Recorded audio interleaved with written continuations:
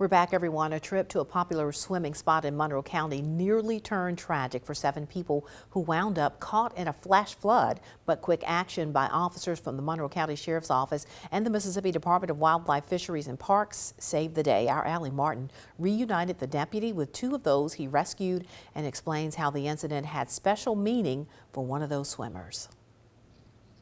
May 18th promised to be a fun day at the creek for Haley Grace Jones, her best friend, and their kids.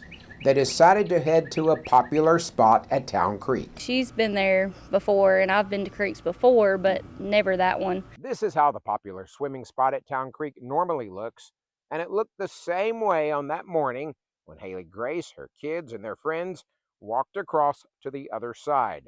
What they didn't know was heavy rains upstream would soon mean flash flooding, making it impossible for them to get back across. We went to leave and didn't realize that the creek had rose as high as it did, and the current was really bad and it was over our head, and that's when we were stuck and had to call 911. But Haley Grace wasn't familiar with the area and couldn't give 911 dispatchers a location. However, Deputy Zach Wilbanks, who was working a traffic stop, heard the call and got in touch with Haley Grace. He asked did we cross over a railroad track, and we did, so he knew where we were, and he was the first one that got there. And he tried getting in the water to us, and so he didn't get very far off the bank, and he realized he couldn't get to us either, so that's when I knew like we were really in trouble. Deputy Wilbanks realized he would need to get his boat to rescue everyone before time ran out. Immediately, I run lights and sirens back to my house, hooked my boat up.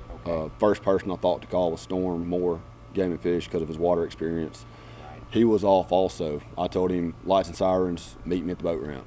7-year-old Fisher was talking with God as the waters were rising. I was asking him that he would get the boat fast and we would get out safely, and it both worked. All 7 were rescued, and not long after, Haley Grace, who is a nurse at NMMC, realized she knew Deputy Wilbanks and had helped care for him after a tragic incident in 2020. Wilbanks was struck by a car as he worked a safety checkpoint.